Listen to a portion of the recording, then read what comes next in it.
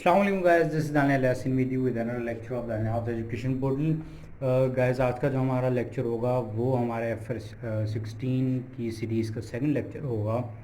और आज का जो हमारा एजेंडा होगा वो बेसिकली हम डिस्कस कर रहे होंगे टाइप्स ऑफ लीज़, और फिर हम डिस्कस कर रहे होंगे कि लेसर की बाय डिफ़ॉल्ट लीज़, लेसी की बाय डिफ़ॉल्ट लीज़, और फिर हम साथ आगे डिस्कस कर रहे होंगे हम मूव ऑन करेंगे किसकी तरफ, लेसर की अकाउंटिंग की तरफ भी हम मूव ऑन कर रहे होंगे। तो ये हमारा आज का एजेंडा होगा। आज का लेक्चर स्टार्ट करने से पहले मैं जो हमारा लेक्चर 1 था मैं उसका ब्रीफ सा इंट्रोडक्शन देखना बताना चाहूँगा। अगर आपने वो फर्स्ट लेक्चर की वीडियो नहीं देखी अभी तक तो वो FR2 के नाम से प्ले लिस्ट अवेलेबल है चैनल पर, तो आप वहाँ पर जाएँ और उस लेक्चर को एक बार देख लें तो आपको कम्प्लीटली अंडरस्टैंडिंग आ जाएगी बेसिक्स की। तो एक ब्रीफ से इंट्रोडक्शन से स्टार्ट करते हैं जो लेक्चर 1 था उसकी।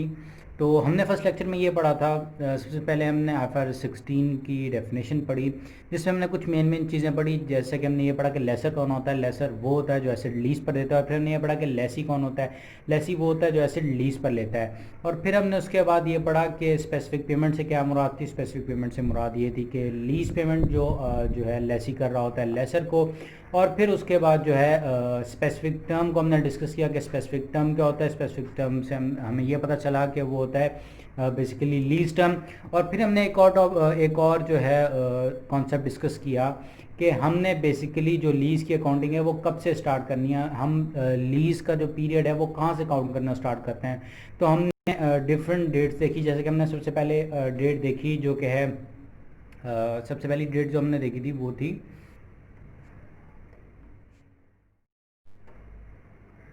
सबसे पहली डेट जो हमने देखी थी वो थी कॉन्ट्रैक्ट डेट। कॉन्ट्रैक्ट डेट जिसे इंसेप्शन डेट भी कहा जाता है। और फिर हमने उसके बाद सेकंड डेट देखी थी डिलीवरी डेट। और फिर हमने ये कंक्लूड किया था कि ना तो डिलीवरी डेट और ना ही कॉन्ट्रैक्ट डेट, इन दोनों में से किसी भी डेट पर जो है हम अकाउंटिंग स्टार्ट नहीं करेंगे।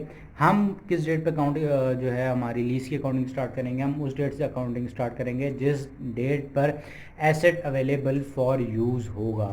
तो ये हमने दो बेसिक कॉन्सेप्ट डिस्कस किए थे। फिर हमने एक आखिरी जो डिस्कस किया था, जो हमने आखिरी छोटा सा एक कॉन्सेप्ट डिस्कस किया था वो था कि अगर जो है हमारा लेसर जो है वो हमें एक ऑप्शन देता है किस चीज़ का, लीज टर्म को एक्सटेंड करने का।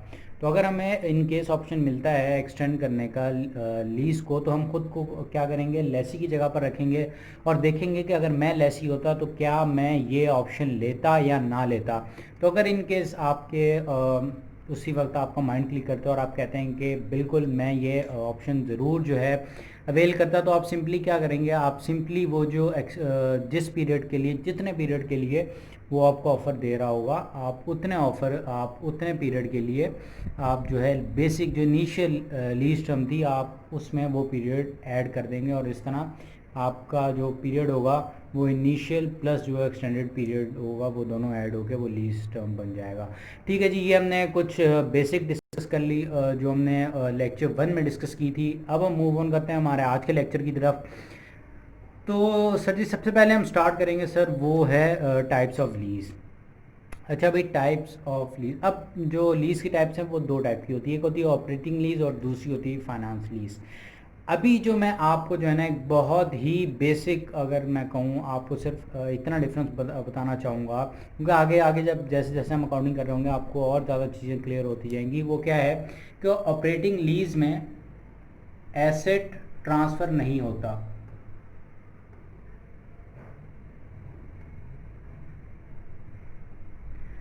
ऑपरेटिंग लीज में एसेट ट्रांसफ़र नहीं होता और फाइनेंस लीज में एसेट ट्रांसफ़र होता है।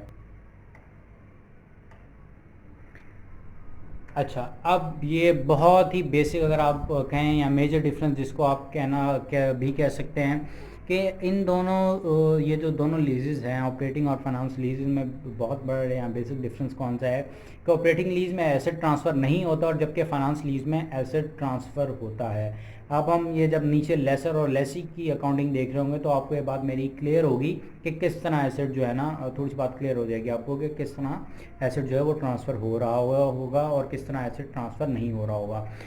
अच्छा जी, अब जब हम बात करें लेसर की, कि भाई जो है लेसर की जब हम बात करते हैं इन टर्म्स ऑफ लीज की, तो बाय डिफ़ॉल्ट जो लीज़ होती है लेसर की वो कौन सी होती है? ऑपरेटिंग लीज़ होती है। जैसे कि यहाँ पर मैंने नोट में लिखा हुआ है जो है lessor by default all leases are operating lease. ठीक है जी। और ऑपरेटिंग लीज की मैंने जो है ना सबसे बेसिक जो है वो एंट्री बना दी है आपको समझाने के लिए कि इसमें सिंपली हम क्या कर रहे होते हैं, जो भी हमारे पास कैश आ रहा होता है, क्यों आप पैसे दे रहे हो किसी को यूज़ करने के लिए, तो वो आपको क्या पैसे पे करेगा ना। जैसे हमने पीछे पढ़ा था स्पेसिफिक पेमेंट वाला कि भाई लेसर वो ले रहा होगा और जो लेसी है वो पे कर रहा होगा। तो यहाँ पे वही बात आ गई कि भाई हम जो ऑपरेटिंग लीज में सिंपली कैश डेबिट कर रहे होंगे कि भाई हमें वो पैसा मिल रहा है, और दूसरा क्या होगा, रेंटल इनकम जो भी हम चार्ज कर रहे होंगे ईयर के हिसाब से, वो हम सिंपली जो है वो क्रेडिट कर रहे होंगे कि भाई हमारी इनकम आ गई और ये हमारे पास जो है ना कैश आ गया। अब जब हम बात करें फाइनेंस, अब मैं इसको ना कंपैरिजन में आपके साथ चलाना चाहूँगा। इसको कंपैरिजन में मैं कैसे चलाना चाहूँगा कि अब ये थी हमारे पास ऑपरेटिंग लीज किसकी, जो है लेसर की, और यहाँ पर जो है ना ऑपरेटिंग लीज है किसकी, हमारे पास लेसी की। तो अगर हम बेसिक डिफरेंस देखें इसमें, ये हमारे पास आ गया 1 और ये हमारे पास आ गया 1। अगर आप इसको इससे कंपेयर करें तो आप देखेंगे कि इनमें क्या डिफरेंस है। एक में रेंटल इनकम क्रेडिट हो रही है और दूसरे में रेंटल एक्सपेंस जो है वो डेबिट हो रहा है। तो सिंपली अगर आप देखें तो वाइस वर्सा इसकी बहुत ही सिंपल अकाउंटिंग होती है, ऑपरेटिंग लीज बहुत ईजी होता है। असल जो आपको इशू आता है वो आता है फाइनेंस लीज में। फाइनेंस लीज एक बहुत लंबा और थोड़ा सा जो है वो ट्रिकी सा कॉन्सेप्ट है, उसकी ट्रिकी अकाउंटिंग है। उसमें सिर्फ आप ये नहीं कह सकते कि मुश्किल है, लेकिन थोड़ा सा ट्रिकी है, सिर्फ आप ये कह सकते हैं। तो इसमें अगर आप देखें तो बहुत ही बेसिक है ऑपरेटिंग लीज में। ये जो है लेसन में जब हम देखें तो वो सिंपली जो है अपना कैश ले रहा है लेसी से और रेंटल इनकम को क्रेडिट कर रहा है, और ये हमारा जो लेसी है वो जब पे आउट कर रहा है, वो जब लेसर को पे आउट कर रहा है तो सिंपली क्या कर रहा है, वो अपने रेंटल एक्सपेंस को डेबिट कर रहा है क्योंकि उसने एसेट लीज पर लिया हुआ और वो उसके लिए वो रेंट पे कर रहा है। तो सिंपली क्या कर रहा है, अपना रेंटल एक्सपेंस जो है वो डेबिट कर रहा है, और सिंपली क्या कर रहा है, उसके पास से कैश जा रहा है तो वो सिंपली कैश को क्रेडिट कर रहा है। ठीक है जी। ये आपको जो है ना कंपैरिजन में मैंने दिखाना था इनकी बेसिक एंट्रीज क्या होती हैं ऑपरेटिंग लीज और फाइनेंस लीज की। फिर दूसरी चीज़ आ गई हमारे पास फाइनेंस लीज। अगर हम फाइनेंस लीज को देखें तो फाइनेंस लीज में हमारे पास अब ये वो असल जो जैसे मैंने आपको कहा कि ये जो फाइनेंस लीज है वो असल जो है ना ट्रिकी सेक्शन है, ट्रिकी एरिया है IFRS 16 का। ऑपरेटिंग लीज बहुत ही छोटा है, लेकिन अगर आप बात करें फाइनेंस लीज की, ये बहुत ही एक डीप टॉपिक है और थोड़ा ट्रिकी टॉपिक है। और जैसे कि हमने ऊपर अगर मैं आपको दिखाऊं, हमने ऊपर क्या नोट किया था, हमने ऊपर ये नोट किया था कि फाइनेंस लीज में जो एसेट है, फाइनेंस लीज एसेट ट्रांसफ़र होता है। फाइनेंस लीज में क्या होता है, एसेट ट्रांसफ़र होता है। तो अगर आप इन दोनों एंट्रीज़ को कंपैरिजन में देखें, कंपैरिजन में कैसे देखें, ये देखें कि net investment in finance lease NIFL। अच्छा, अब मैं आपको बताऊं कि जब मैं यहाँ पर NIFL मैंने एक बार लिख दिया जो है ना, तो फिर आगे भी मैं NIFL ही यूज़ कर रहा हूँ। मैं ये कंप्लीट टर्म्स नहीं लिख रहा हूँ, मैं सिंपली NIFL लिख रहा हूँ ताकि आपको जो है ना मैं इस वजह से अभी बता रहा हूँ ताकि आप आगे जब जाएँ तो आप कंफ्यूज ना हो जाएं कि NIFL क्या चीज़ है। तो इस वजह से मैं यहाँ पर आपको बता रहा हूँ कि अगर जो है ना आप साथ साथ नोटिंग कर रहे हैं या आप जो है ना कुछ मेन पॉइंट्स लिख रहे हैं तो आप ये भी नोट कर लें कि NIFL का मतलब क्या है कि net investment in finance lease. अच्छा भैया, अब जो लेसर है, अब लेसर क्या करता है, लेसर अपना एसेट इसमें क्या कर देता है, क्रेडिट कर देता है, और उसके जो है ना डेबिट में वो क्या करता है, वो net investment in finance lease को जो है वो डेबिट कर देता है। अच्छा, अब net investment in finance lease में क्या क्या चीज़ें आती हैं, हम क्या क्या चीज़ें इसमें रखते हैं, कौन सी चीज़ इंक्लूड होती है, कौन सी चीज़ नहीं होती, ये सब हम डिस्कस करेंगे, लेकिन अभी नहीं, क्योंकि अभी अगर हम डिस्कस करेंगे तो आपको बिल्कुल कुछ भी पल्ले नहीं पड़ेगा। जब हम अकाउंटिंग कर रहे होंगे फाइनेंस लीज की, तब आपको जब साथ साथ मैं एक्सप्लेन कर रहा हूँ चीज़ें, तब आपको चीज़ें समझ में आती जाएंगी और तब आपको पता चलता जाएगा हाँ भाई इसमें ये चीज़ें ऐड होगी, इसमें ये चीज़ें ऐड नहीं होंगी। तो लेकिन अभी आप सिर्फ अभी इतना समझ लें कि फाइनेंस लीज में लेसर के पास क्या होता है, उसकी जो मेन एंट्री होती है वो क्या होती है, जो फर्स्ट रहेगी वो ये होती है कि net investment in finance lease debit हो जाता है, जो कि NIFL है वो डेबिट हो जाएगा, और दूसरा हमारे पास क्या एसेट वो क्रेडिट हो जाएगा। और इसी के कंपैरिजन में अगर हम देखें, हम क्या देखें, हम ये देखें कि भाई लेसी क्या कर रहा है। लेसी फाइनेंस लीज में क्या कर रहा होता है right of use of asset. Right of use of asset के भाई अब मुझे जो है ना ये एसेट इस्तेमाल करने का जो है ना हक हासिल हो गया है, तो सिंपली क्या कर रहा है right of use of asset को वो डेबिट कर देता है और लीज लाइबिलिटी, क्योंकि आखिर में जाकर ये है तो उसकी लाइबिलिटी ही ना, आखिर में तो है तो उसकी लाइबिलिटी। बेशक आज वो एसेट ले रहा है, हम फिर इसमें कॉम्प्लिकेशन देखेंगे। अभी शायद आपको ये हो रहा होगा कि यार ये तो लीज है तो एसेट क्यों ट्रांसफ़र हो रहा है। अभी आपको शायद माइंड में ये भी क्वेश्चन उठ रहा हो कि यार जब एक लीज पे वो एसेट दे रहा है तो हम यहाँ पे एसेट ट्रांसफ़र क्यों कर रहे हैं। हम ये चीज़ें जब आगे आगे हम आहिस्ता आहिस्ता जाएंगे तो आपको ये चीज़ें क्लियर होती जाएंगी कि फाइनेंस लीज में एसेट ट्रांसफ़र क्यों हो रहा होता है। तो ये हमारा जो है ना बेसिक सा जो है ना एक ओवरव्यू यहाँ पर इसका ख़त्म हो गया, किसका टाइप्स ऑफ एसेट का। लेसर और लेसी की फर्स्ट डे की जो है ना मेन एंट्रीज हमने देख ली ऑपरेटिंग और फाइनेंस लीज की। एक बार मैं दोबारा रिपीट कर देता हूँ। सबसे पहले हमने ये देखा ये टाइप्स ऑफ लीज में दो लीजेज होती हैं। फर्स्ट कौन सी होती है, फर्स्ट ऑपरेटिंग लीज होती है। दूसरी कौन सी होती है, दूसरी फाइनेंस लीज होती है। ठीक है जी, ये दो हमारे पास लीजेज हो गई। फिर हमने ये देखा कि भाई जब बात आती है लेसर पे, अच्छा भाई लेसर पे जब बात आती है तो उसकी बाय डिफॉल्ट लीज कौन सी होती है, वो ऑपरेटिंग लीज होती है। और यहाँ पर सॉरी मैं बताना भूल गया कि लेसी की जो बाय डिफॉल्ट लीज होती है वो होती है फाइनेंस लीज। अब आपने ये चीज़ जो है ना माइंड में रखनी है, इसको याद रखना है। वो कौन, इसको कैसे याद रखना है कि भाई लेसर जो है उसकी बाय डिफॉल्ट लीज कौन सी होती है, ऑपरेटिंग लीज होती है। और लेसी की जो बाय डिफॉल्ट लीज होती है वो कौन सी लीज होती है, वो फाइनेंस लीज होती है। फिर हमने बेसिक डिफरेंस देख लिया कि भाई फर्स्ट डे की हमने अकाउंटिंग देख ली कि ऑपरेटिंग लीज इसमें क्या हो रहा है कि जो आपका लेसर है वो कैश डेबिट कर रहा है और रेंटल इनकम क्रेडिट कर रहा है। और जब हमने उसके मुकाबले में देखा कि लेसी क्या कर रहा है, लेसी सिंपली क्या कर रहा है, लेसी रेंटल एक्सपेंस को डेबिट कर रहा है और कैश को क्रेडिट कर रहा है।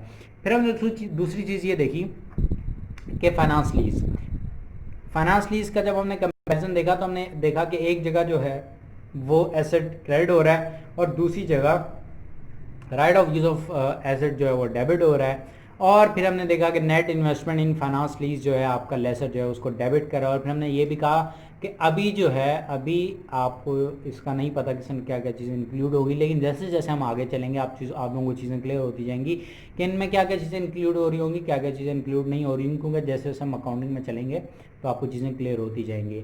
और यहाँ पर जो है आपकी लीज लायबिलिटी सिंपली क्रेडिट हो रही होगी। तो ये हमारा बेसिक सा जो हमारा फर्स्ट एजेंडा था वो हमारा कंप्लीट हो गया। अब हम मूव ऑन करते हैं हमारे सेकंड एजेंडा की तरफ, जिसमें हम बेसिकली क्या कर रहे होंगे, हम स्टार्ट कर रहे होंगे लेसर की अकाउंटिंग की तरफ हम आहिस्ता से मूव करना स्टार्ट कर रहे होंगे। अच्छा जी, यहाँ से जो है ना हमारा समझ लें कि हम अब जो है अकाउंटिंग की तरफ मूव करना स्टार्ट हो रहे हैं लीजेस की। अब हम जो है स्टार्ट कर रहे हैं लेसर से। अच्छा भाई, जैसे हमने पीछे अभी अभी पढ़ा, हमने क्या पढ़ा कि बाय डिफ़ॉल्ट जो लेसर की लीजेस होंगी वो कौन सी होंगी, वो होंगी ऑपरेटिंग लीजेस। वही मैंने यहाँ पे एक दोबारा एक रेपिटेशन के लिए, ताकि आप लोगों के दोबारा एक बार रिपीट हो जाए, वो मैंने दोबारा नोट कर दिया कि लेसर की बाय डिफ़ॉल्ट सारी लीजेस कौन सी होती हैं, वो होती हैं ऑपरेटिंग लीज। ठीक है जी, लेकिन एक्सेप्शंस आ गई हैं। अब क्या आ गई हैं, अब आ गई हैं एक्सेप्शंस। अब जनाब एक्सेप्शंस यहाँ पर हम जो है ना ये एक बार इसको रीड आउट कर लेते हैं। If any of the following conditions fulfilled then it will be finance lease. अब इनमें से कोई भी कंडीशन फुलफिल हो जाती है तो बाय डिफ़ॉल्ट जो ऑपरेटिंग लीज बननी थी वो ऑपरेटिंग लीज नहीं बनेगी। वो कौन सी लीज बनेगी, वो आपकी बनेगी फाइनेंस लीज। ठीक है जी, समझ में आ गया आपको कि वैसे बाय डिफ़ॉल्ट कौन सी लीज होगी, वो होगी हमारे पास ऑपरेटिंग लीज। लेकिन अगर इन केस जो हम अभी कंडीशंस डिस्कस करने वाले हैं, अगर उनमें से कोई भी कंडीशन फुलफिल हो जाती है तो हमारी लीज कौन सी हो जाएगी, हमारी लीज ऑपरेटिंग लीज नहीं रहेगी, वो फाइनेंस लीज बन जाएगी। अच्छा जी सर, ये हमारे पास हो गया एक बेसिक सा ओवरव्यू। अब हम मूव करते हैं उन कंडीशंस की तरफ जो कि हमारी ऑपरेटिंग लीज को किस में ट्रांसफ़र कर देंगी, फाइनेंस लीज में। ठीक है जी, तो सबसे पहली कंडीशन अगर हम देखें तो वो है if lease term is equal to और greater than 75% of useful life of asset. अच्छा जी, हम इसकी एग्जांपल ले लेते हैं। एग्जांपल 4 इयर्स है यूजफुल लाइफ और लीज टर्म है हमारे पास कितना जी, 5 इयर्स ले लेते हैं हम। तो अगर हम देखें कि हमारी जो अब यहाँ पे बेसिकली जो बात हो यहाँ पर जो बात हो रही है ना, यहाँ पर बात ये हो रही है कि आपका जो लीज टर्म है वो टोटल कितना ऑक्यूपाई कर रहा है, किसका यूजफुल लाइफ का। अगर हम देखें, हम इसको 4/5 कर लेते हैं तो हमारा जो है 80% जो है वो हमारा कहाँ पर जा रहा है, वो हमारा इस लीज की टर्म में हमारी यूजफुल लाइफ जो है ना कवर कर रही है। जो लीज टर्म है हमारी वो 80% of useful life of asset को कवर कर रही है। अच्छा जी, अब यहाँ पर अगर हम देखें तो यहाँ पर जो बेसिक लॉजिक है वो ये है कि अब एसेट क्योंकि मेजरली अगर हम देखें मेजरली 75% को बेसिकली यहाँ पर अगर हम देखा जाए तो एक मेजर जो है ना वो जो है परसेंटेज है, मतलब एक बहुत बड़ी परसेंटेज है जो कौन यूज़ कर रहा है एसेट की, कौन यूज़ कर रहा है, लेसी यूज़ कर रहा है। तो अगर एक मेजर एरिया जो है एक major amount of useful life lessee use कर रहा है, तो क्या ये जायज़ होगा कि जो आपका एसेट है वो किसकी बुक्स में रहे, लेसर की बुक्स में रहे? नहीं, फिर उसे क्या हो जाना चाहिए, उसे लेसी की बुक्स में ट्रांसफ़र हो जाना चाहिए। और वो क्या हो जाएगा, वो सिर्फ उस वक्त होगा जब ये फाइनेंस लीज होगा। और इसी वजह से कंडीशन लाई गई कि अगर lease term if lease term is equal to और greater than 75% of useful life of asset, तो हम क्या कर देंगे, हम सिंपली ये जो हमारी ऑपरेटिंग लीज थी इससे हम क्या कर जाएंगे, हम ट्रांसफ़र कर जाएंगे। किस में ट्रांसफ़र कर जाएंगे, हम फाइनेंस लीज में ट्रांसफ़र कर जाएंगे। ठीक है जी, ये थी हमारी पहली कंडीशन। फिर है हमारे पास सेकंड कंडीशन। सेकंड कंडीशन कौन सी है हमारे पास? सेकंड कंडीशन है हमारे पास compulsory transfer return in contract. ठीक है जी, अब यहाँ पर अगर हम देखें कि भाई ये तो सिंपली अगर हम देखें तो ये कॉन्ट्रैक्ट में अवेलेबल होगा। अगर जब आपको क्वेश्चन एग्जामिनर बना के देगा तो वो अगर वो इस तरफ इशारा करेगा, ये जब हम सेकंड कंडीशन पढ़ रहे हैं कि compulsory transfer written in contract की तरफ, तो वो आपको बता देगा कि भाई जो कॉन्ट्रैक्ट डिस्कस हुआ है, जो कॉन्ट्रैक्ट जिसके ऊपर म्यूचुअली दोनों ने डिसाइड किया है, लेसर और लेसी ने जो म्यूचुअली डिसाइड किया है जिस एग्रीमेंट को, उसमें अगर ये लिखा हुआ है कि कंपलसरी ट्रांसफर रिटर्न। अब भाई क्या होता है कि नॉर्मली ऐसा भी होता है कि भाई आप जो है ना 4 इयर्स के पीरियड के लिए, अब यहाँ पे एग्जांपल ले लेते हैं कि 4 इयर्स की जो है ना, यहाँ पर ले लेते हैं हम 5 इयर्स। चलें जी, 5 इयर्स की लीज टर्म है, 5 इयर्स की लीज टर्म है। ठीक है जी, और 5 इयर्स के बाद अब फॉर एग्जांपल यहाँ पे फेयर वैल्यू थी जो है ना 4 लाख, और यहाँ पर लीज टर्म के एंड होने के बाद फेयर वैल्यू है, उसे क्या कहते हैं, हम एग्जांपल ले लेते हैं कि 1 लाख रुपीज़ की। ठीक है जी, एक एस्टिमेट है, क्योंकि अगर हम आज के दिन पे बैठे हैं तो हमें ये तो नहीं पता होगा ना कि उसके दिन जो है ना जिस दिन हमारी लीज टर्म एंड हो रही होगी उस दिन हमारी फेयर वैल्यू एसेट की क्या होगी। तो बेसिकली एक एस्टिमेट है, मैंने एग्जांपल के तौर पे लिया है। और जनाब इनके दरमियान में ये डिसाइड हो जाता है कि भाई ₹90,000 का जो है वो ट्रांसफ़र ले लेंगे। क्या ले लेंगे कि भाई वो सिंपली जो है ना आपकी जो एसेट है वो ट्रांसफ़र हो जाएगी किसके पास, लेसी के पास। अब अगर हम इस कंडीशन को देखें जो कि हमारी सेकंड कंडीशन है कंपलसरी ट्रांसफ़र की, जो है कंपलसरी ट्रांसफ़र रिटर्न कॉन्ट्रैक्ट के नाम से जो है, अब यहाँ पर लीज टर्म के एंड पे वो जो है ना परचेज कर लेगा, कौन, लेसी परचेज कर लेगा, किससे, लेसर से। तो अगर तो हम एक कॉमन सेंस भी यूज़ करें यार, कि अगर हम कॉमन सेंस भी यूज़ करने बैठे हैं, ये मैं आपको वैसे ही एक अंडरस्टैंडिंग दे रहा हूँ, अंडरस्टैंडिंग क्रिएट करने के लिए, अंडरस्टैंडिंग बिल्डअप करने के लिए ये मैं आपको समझा रहा हूँ। वैसे तो अगर आप मतलब चाहें तो इसका रट्टा भी लगा सकते हैं, लेकिन अगर आपने इनको समझा हुआ होगा तो आपको रट्टा लगाने की ज़रूरत नहीं पड़ेगी।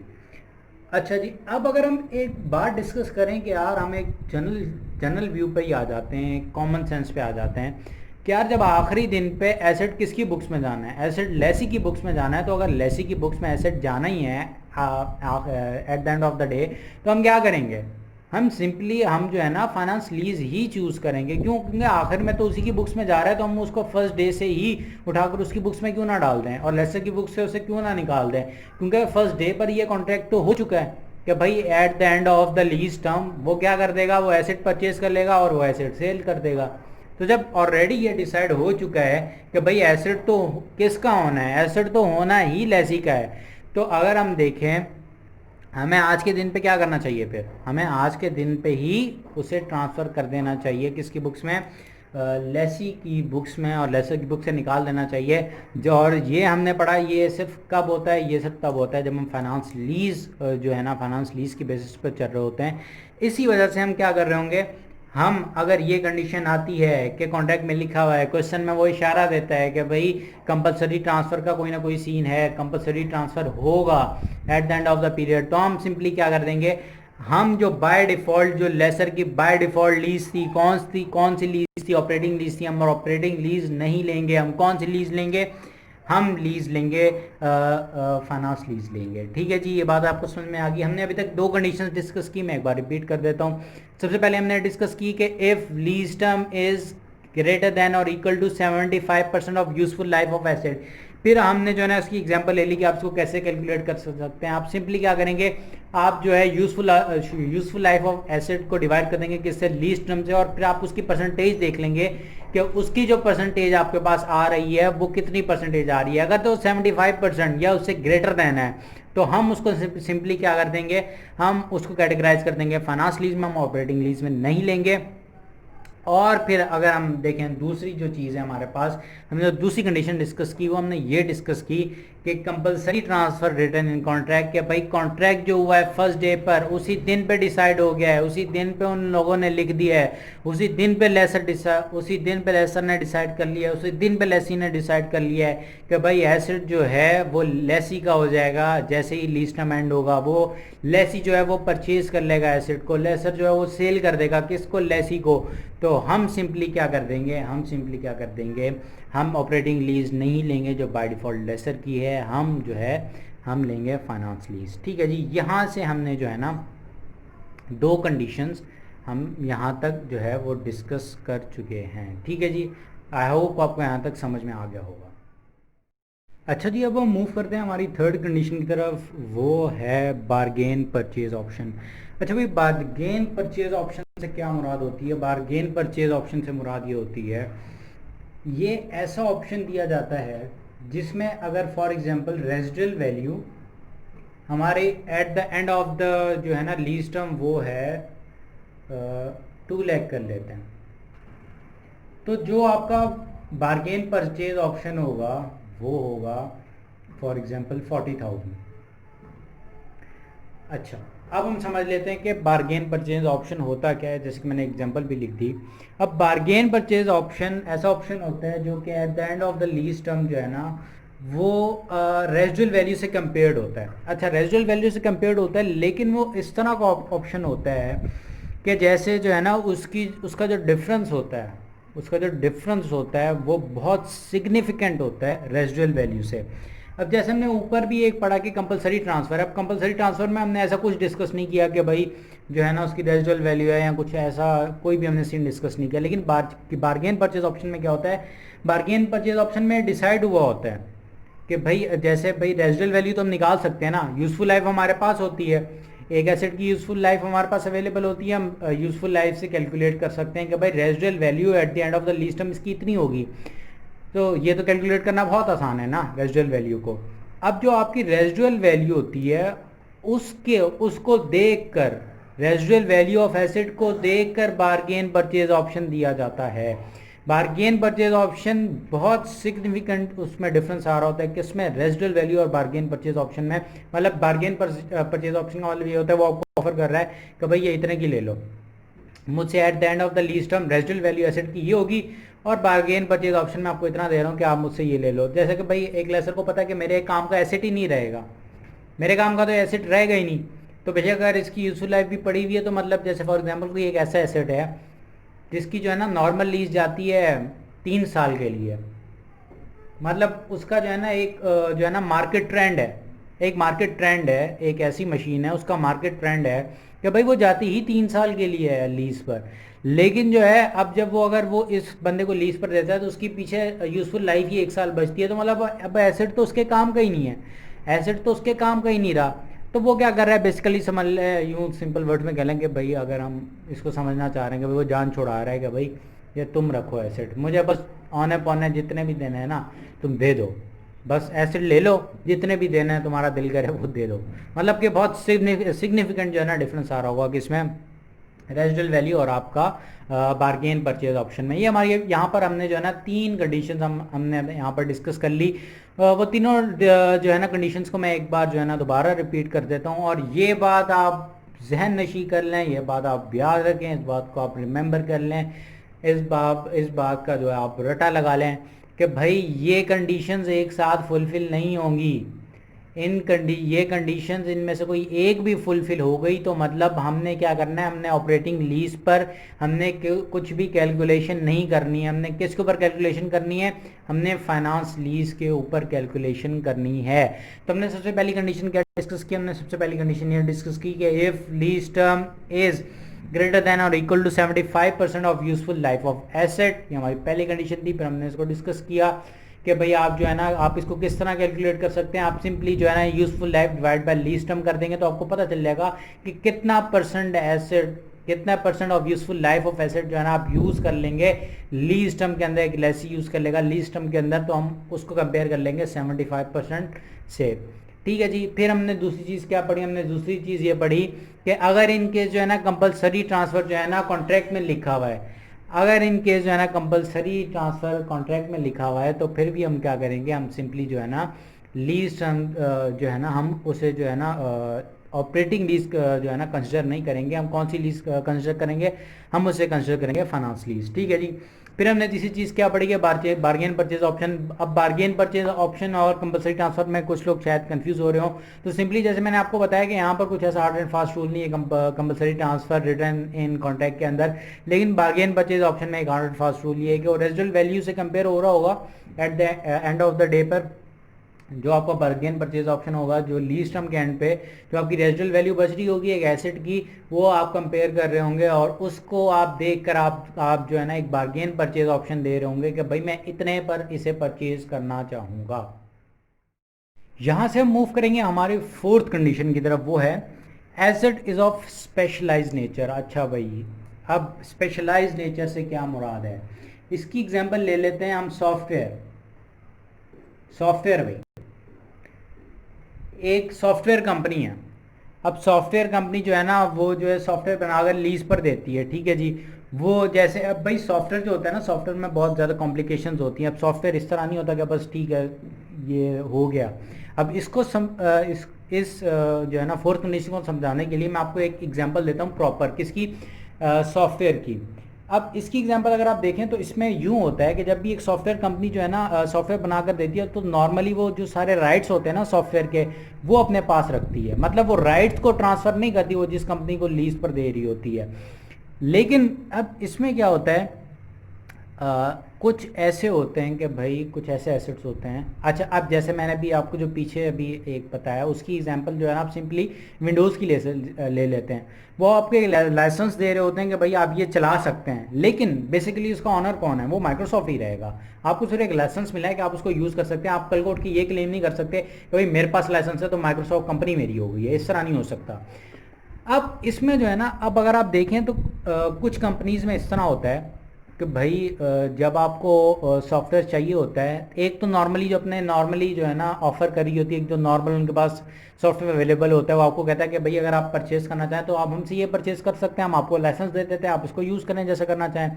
लेकिन कंपनी कहती है कि नहीं भाई हमारे जो फंक्शंस हैं वो थोड़े से डिफरेंट हैं। वो जब थोड़े से डिफरेंट है तो मुझे जो एसेट चाहिए वो थोड़ा सा जो है, मुझे जो सॉफ्टवेयर चाहिए वो थोड़ा सा डिफरेंट चाहिए, उसके जो है ना स्पेसिफिकेशन थोड़ी सी डिफरेंट चाहिए, उसके फंक्शंस थोड़े से डिफरेंट चाहिए। और वो जो सॉफ्टवेयर कंपनी है वो देखती है कि यार ये जो एसेट है ना, मतलब ये जो हम सॉफ्टवेयर बनाएंगे ये वन ऑफ डिमांड वाला है, ये वन ऑफ नेचर वाला है। मतलब कि ऐसा जो है ना मेरे पास पहले कोई डिमांड नहीं आई, या ऐसा जो है ना मार्केट में किसी और को नीड नहीं है। अगर हम बनाते हैं ये एसेट तो ये सिर्फ किसके लिए होगा, ये सिर्फ और सिर्फ इस कंपनी के लिए होगा। ये एसेट हम किसी और को बेच ही नहीं सकते, क्योंकि मार्केट में कोई ऐसा है ही नहीं जो हमसे ये एसेट जो है ना दोबारा, ये सॉफ्टवेयर जो है ना हमसे दोबारा कोई ख़रीदेगा या कोई कहेगा कि हमें जो है ना इसका लाइसेंस दे दो। तो बेसिकली वो इस तरह का सॉफ्टवेयर होगा जो सिर्फ और सिर्फ उस स्पेसिफिक कंपनी के लिए बन रहा होगा। अब इसमें जो है ना आप एक और एग्जाम्पल ले सकते हैं कि भाई जो है ना कोई एक ऐसी मशीनरी है, जैसे आपने सुना होगा जो है सिंपली जो है ना आप एक नई प्रोडक्ट बना रहे हैं, आप एक कोई भी नई प्रोडक्ट बना रहे हैं, उस प्रोडक्ट के लिए एक कंपनी जो है ना वो मशीन्स प्रोवाइड करती है ना, एक कंपनी का काम ही यही है कि आप जो है ना वो मशीन्स प्रोवाइड करती है, लेकिन वो जो है ना एक स्पेसिफाइड नेचर की जो है ना मशीनरी बना रहे होते हैं, मशीनरीज बना रही होती है। अब आप जाते हैं उसके पास, आप कहते हैं कि भाई ये तो आप मशीनरीज बनाकर देते हो दूसरे लोगों को, लेकिन मेरा जो काम है वो बाकी लोगों से बहुत मुख्तलिफ है, और मुझे जो आप बता रहे हैं, ये जो उसे क्या कहते हैं, आप जो मुझे मशीनरी दिखा रहे हैं, ये मेरे किसी काम की नहीं है, मुझे इसमें ये चेंजेस चाहिए, ये चेंजेस चाहिए इस मशीनरी में।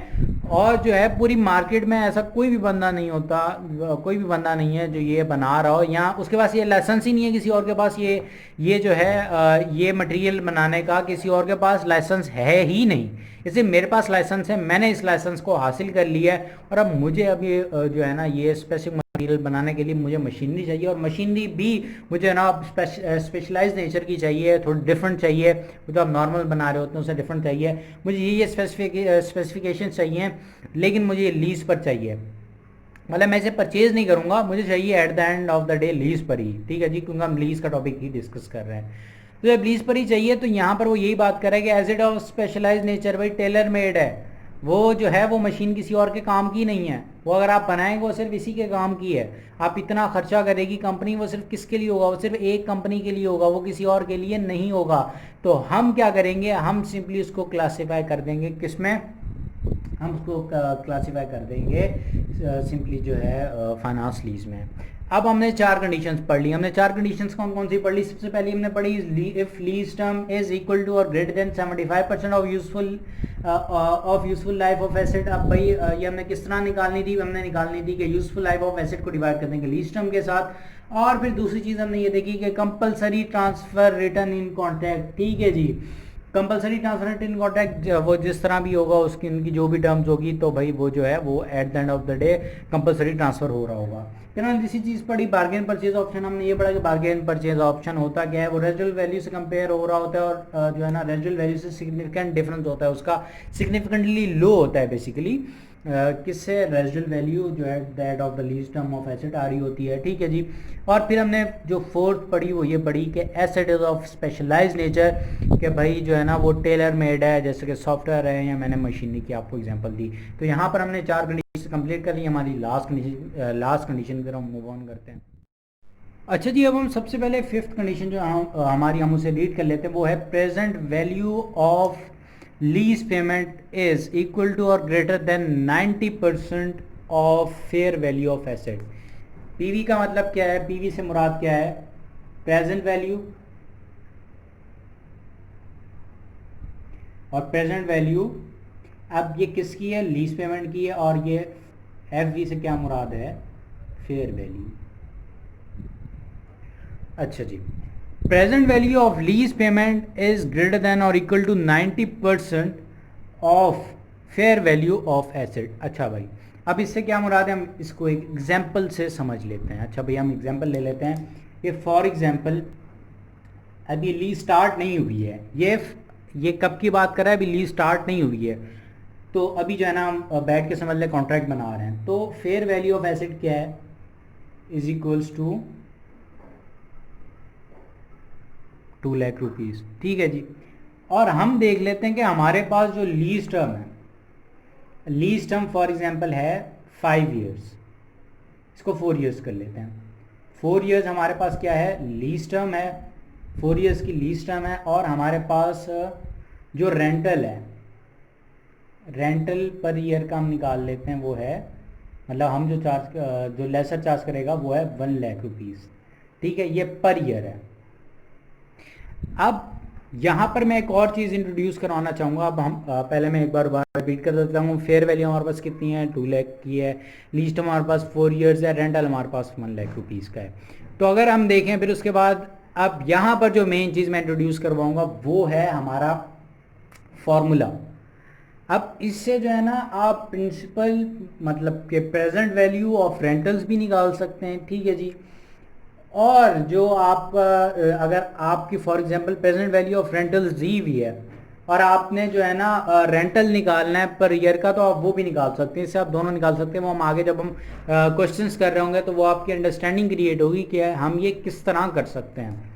अच्छा जी, तो यहाँ से हम मूव ऑन करते हैं इस एग्जाम्पल में। अगर हम सिंपली क्या करते हैं, हम ऊपर वाला फार्मूला जो ऊपर दिया हुआ है, ये वाला जो फार्मूला हमने दिया हुआ है, इसको हम सिंपली यूज़ करते हुए हम सिंपली क्या कर लेते हैं, हम प्रेजेंट वैल्यू निकाल लेते हैं। प्रेजेंट वैल्यू हमारे पास कितनी है, रेंटल हमारे पास है 1 लाख रुपीज़ का।